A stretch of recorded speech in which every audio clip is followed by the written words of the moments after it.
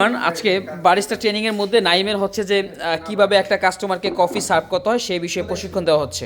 একটা customer service বারিস্তাদের জন্য খুবই গুরুত্বপূর্ণ। নাইম কি পারবে কিনা দেখি। নাইমের আজকে শেষ দিন আমাদের সাথে, তো নাইম এখন কাস্টমার সার্ভিস করবে, আমরা দেখি কাস্টমার সার্ভিস সে করতে পারছে কিনা।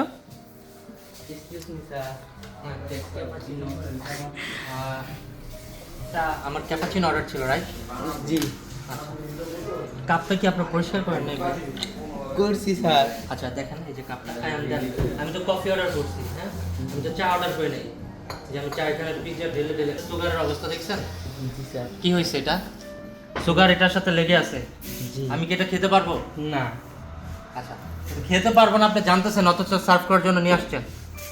কফিটা দেখেন, আমি ডিজাইন নিয়ে কিছু বলবো না, ডিজাইন আপনি যা পেরেছেন ওটা কোনো ডিজাইনের জন্য কোনো কিছু না, আমার কাস্টমার সার্ভিসের জন্য। দেখেন এটা কি অবস্থা হয়েছে, একটা জিনিসের সৌন্দর্য কোথায়? আর আপনার স্পুন আছে এইদিকে, আপনার লোগো হচ্ছে ওই দিকে, রাইট? আপনার স্পুনটা কি এদিকে থাকা উচিত ছিল? জি। দেন এই যে সার্ভ করা হয়েছে কফিটা, এখানে কিন্তু অনেক কিছু আছে যেখানে ময়লা লেগে আছে, এটা একটু দেখে ইউজ করা উচিত, তাই? আর কফিতে ফোম নাই, এই কফি সার্ভ করবেন না প্লিজ। এই কফি আমি খাবো না, আমি তো এটা অর্ডার করি নাই টাকা দিয়ে। সরি বলে দাও। Sorry sir.